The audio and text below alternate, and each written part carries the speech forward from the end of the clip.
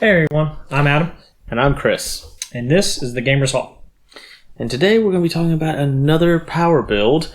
This is going to be the Paladin Warlock Infinite Smite build.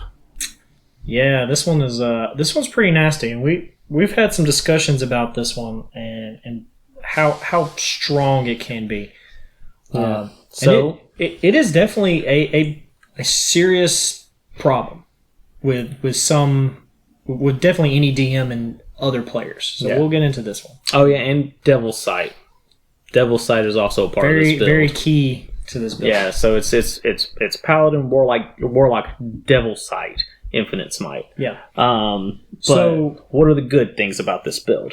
You're gonna have Devil's Sight, so you can see into darkness. No magical darkness, which majority of other people are not going to be able to see into this darkness. Mm-hmm. So anything attacking you has disadvantage. Any spells that try and target you, if they can't see in the darkness, they can't cast those spells because they can't target you. Can't see it, can't hit it. Yep. You will have advantage on all attack rolls because anything in the darkness can't see you. Anything outside of the darkness can't see you. So even if they try and take the dodge action, dodge only grants disadvantage if they can see the attacker. Mm-hmm. So if they can't see the attacker, they don't get disadvantage is not on you. So you still have advantage to attack people outside of your darkness with the Eldritch Blast and anything else you're throwing at them. And the other perks on the other side of that, because that's the Warlock perks. The Paladin perks is Smiting, heavy armor, heavy damage, high AC. Chance to heal yourself as well if you happen to need it, which you most likely won't. Yeah. More spell slots. More spell slots. Access to other unique smites if you choose to use those. Depending on how high you go in Paladin, the saves are going to be increased. Yeah. A bolster out of people. You become a real one-man wrecking crew. Oh, absolutely. Absolutely. And on top of that, you get your spell slots back on a short rest. Your Warlock spell slots. So the higher level you go in Warlock, the more powerful your spell slots, and the more you'll get back on a short rest, which is the infinite part. And you can use those Warlock spell slots to smite. Yes, which is where the infinite part comes in. Short rest, get back Warlock spell slots, smite, which allows them to basically find the biggest, baddest thing and go smite, hit. Yeah, because we're going to get a short rest after this. If not, one of the casters better be casting Catnap on me. And one of the unique things about this build is also you can kind of focus in on one stat. Charisma is your stat. Yeah. That's all you really need. Now, if you're going to have like a 13 strength in order to get into the Paladin. Yeah, you'll multi-class. Yeah, you'll take the first level Paladin. That way you'll get heavy armor. Right. So, you can have that advantage. But once you've done that, you're good. You can just say, highest charisma possible. So all your damage goes off of charisma, all your hit goes off of charisma, all your abilities go off of charisma. Everything is one stat. So all you have to do is, even if you level up higher, you can say, okay, +2 to charisma, +2 to charisma. Everything is charisma. For those that don't allow feats. Obviously, if you start allowing feats, there's other things that can go into this, making it super nasty. So much worse. Yeah, we're just talking about the build alone, not even adding feats. Adding feats, God, this character's going to get crazy. Yeah, but this is one of those power builds that is class specific. What we found, the one biggest problem about this is it's me-centric, which means it only needs itself to work. In fact, it only needs itself so much that it's detrimental to the rest of the party for its trick to work. Because once it starts doing its darkness thing, nobody else can see what's going on in that darkness. Yeah, the enemies can't see, but your allies can't see. And on top of that, your cleric might not be able to healing word you. Or because you do have to be able to see the target to cast healing word. Or your wizard won't want to throw a fireball in there because he doesn't want to hit you. Well, he can't because he can't target the freaking space. I mean, he could throw in an area, and as a DM, I would allow you. It's like, just throw an edge in there and make it blow up.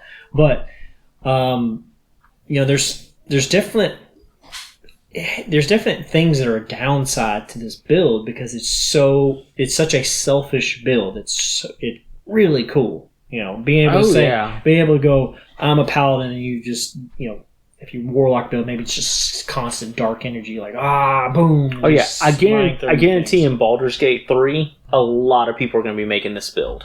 Probably, yeah, because as soon as they allow multi-classing.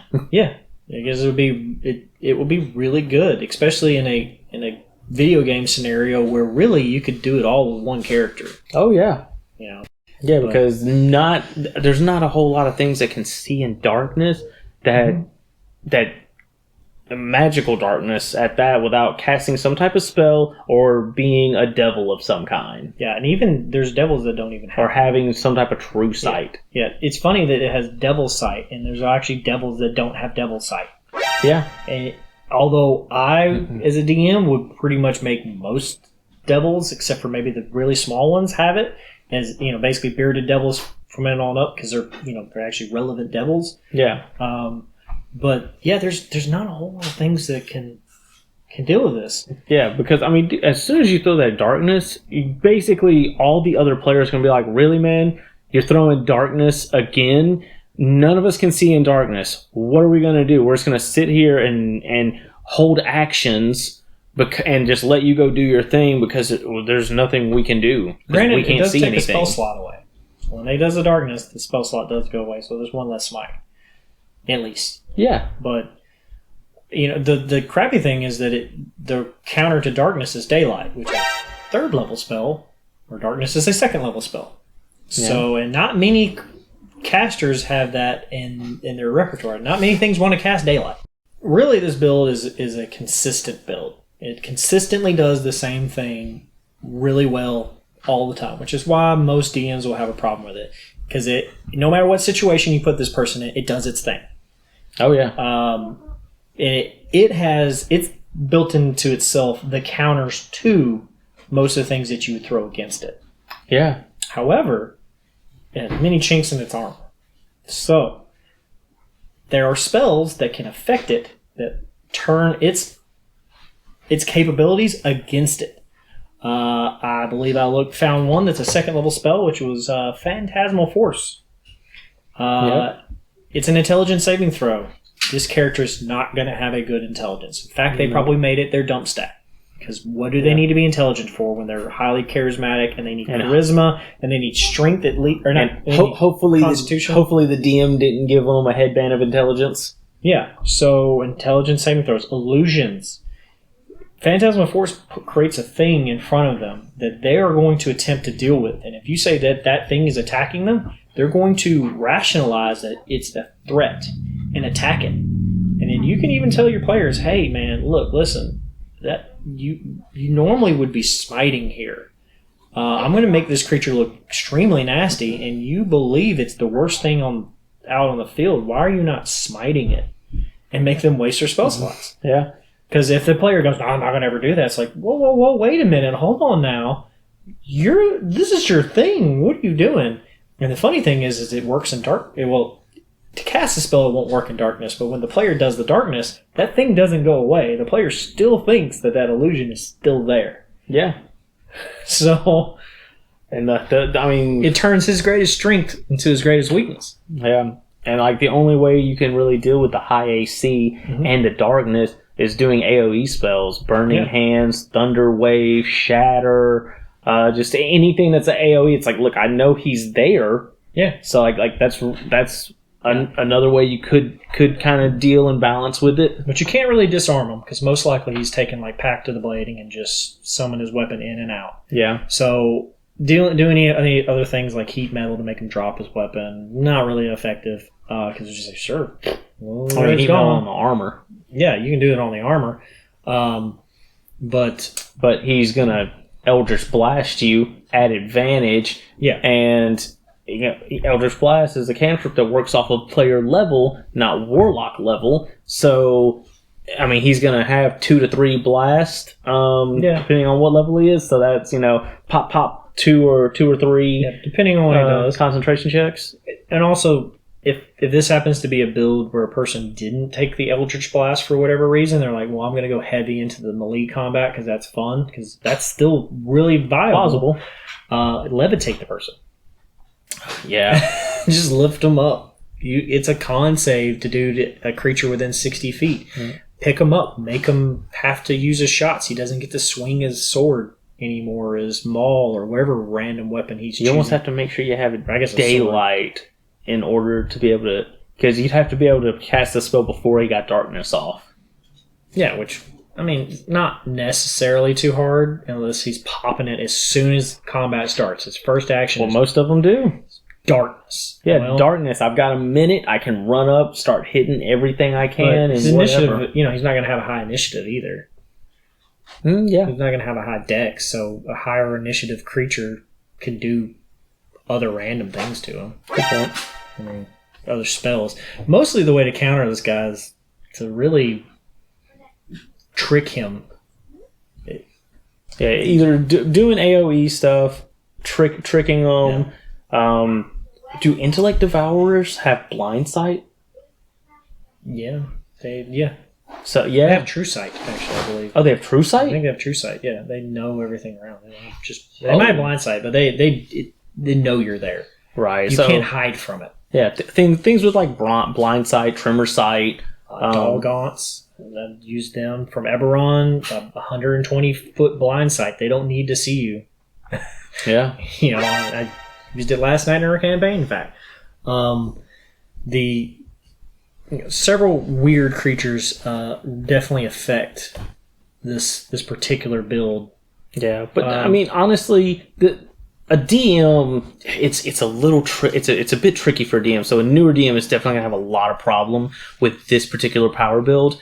But the biggest problem is how much fun this power build takes away from the other players, because you have one player that's having all the fun, and then you have a lot of other players that are just sitting on the sidelines. And that is the biggest problem of this power build. Yeah, because also with this power build, he can go a lot of different ways with the tricks that he's taking in.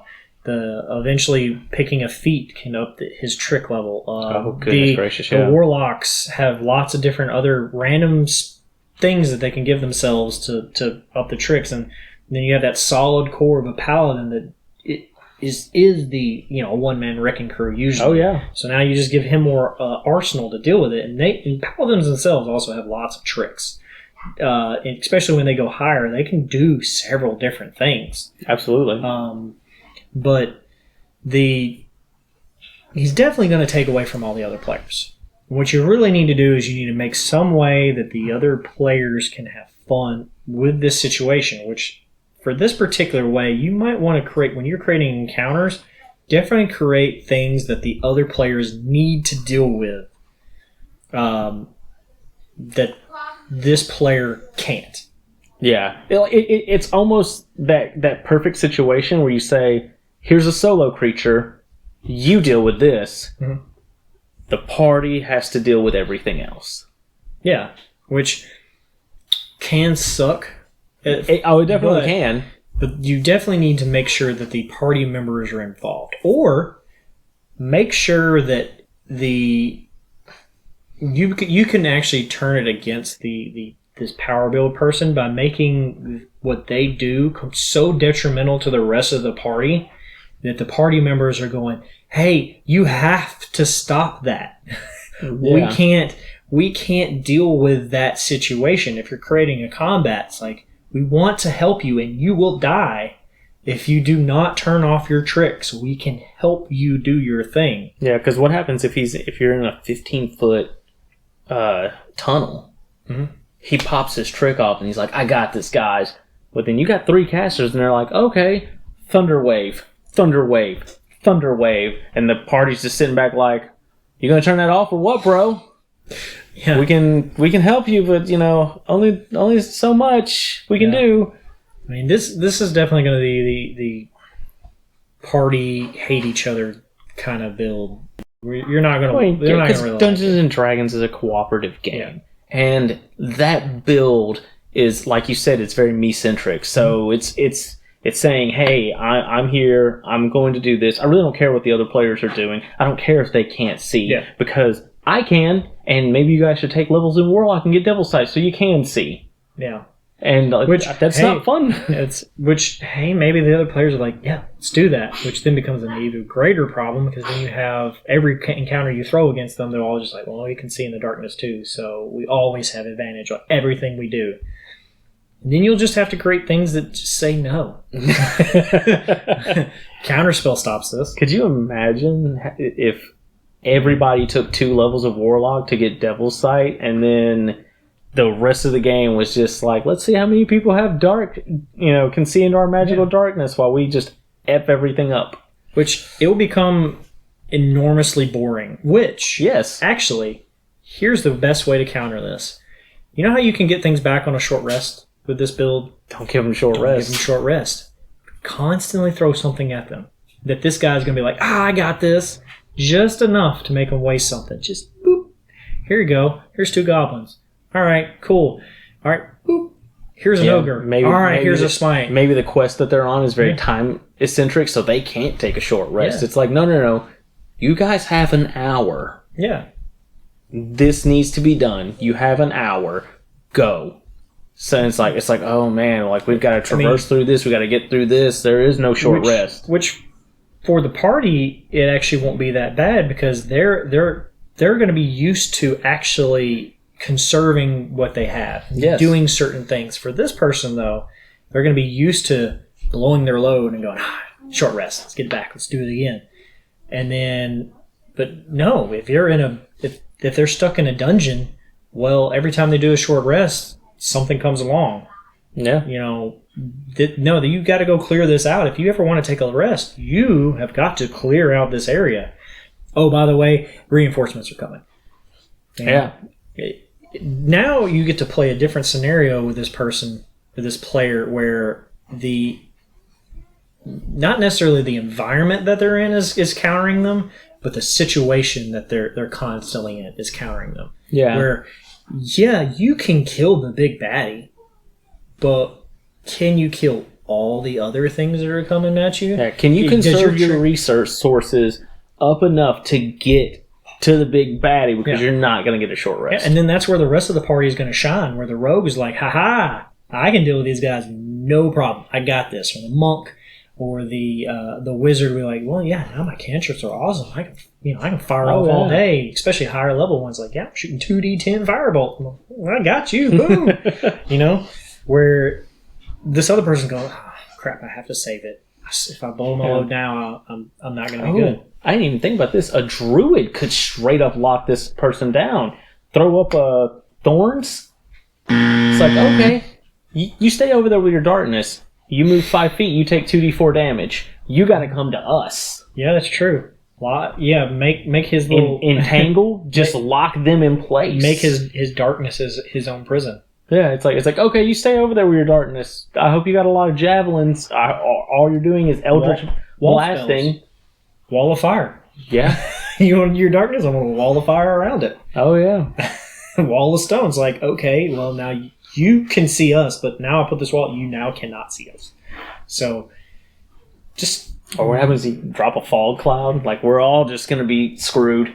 Yeah, because he can't see through the fog. Yeah. You can see through darkness, you can't see through the fog. Yeah. How that makes sense, and I don't know. Then they just run away.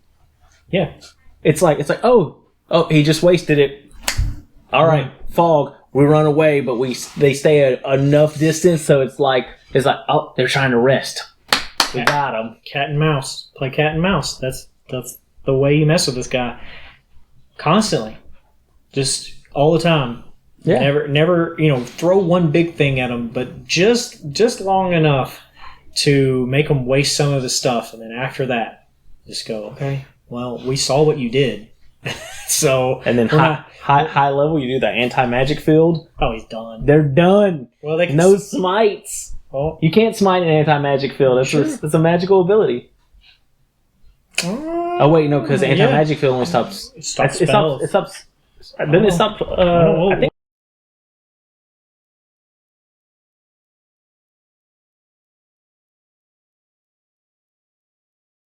This build is very strong. Yep, very strong. But, yeah, I think that's mostly it. Went down a little rabbit hole of high-level... debauchery. Word lawyering.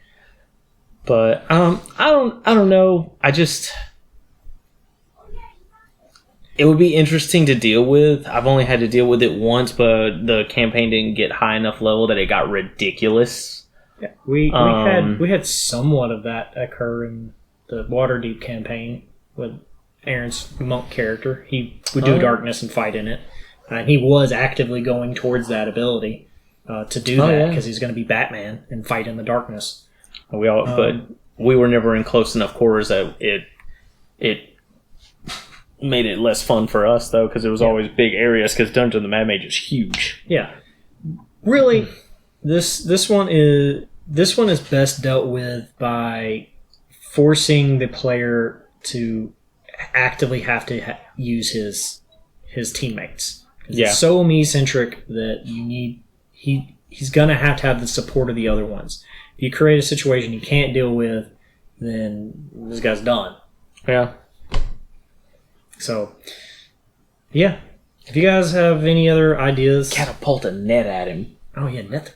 That would be hilarious. He ain't dodging that. He has a terrible dexterity. Then he's restrained. Stuck. Which, by the way, nets are super effective. If you don't learn anything from this at all, learn just this one thing. Nets are super effective. Yeah, especially if you catapult them. Yeah, hilarious. But if you guys like anything we talked about, or maybe you can word lawyer more about what the whole thing we got into, then leave some comments down there. Give us some likes. Throw some shares out there. And don't forget to subscribe. Yes, subscribe. Tell everybody to subscribe. Because, the whole point is just to get content out there and get people having fun playing D&D. And, there's more than one way to play this game. Yep. So, yeah. Hope you guys enjoyed it. And what are you going to roll this time? Nothing. Oh. Nothing. I'm just joking. Keep rolling those nat 20s. You critically suck. All right. See you guys. You weren't expecting it. Not at all. Take care.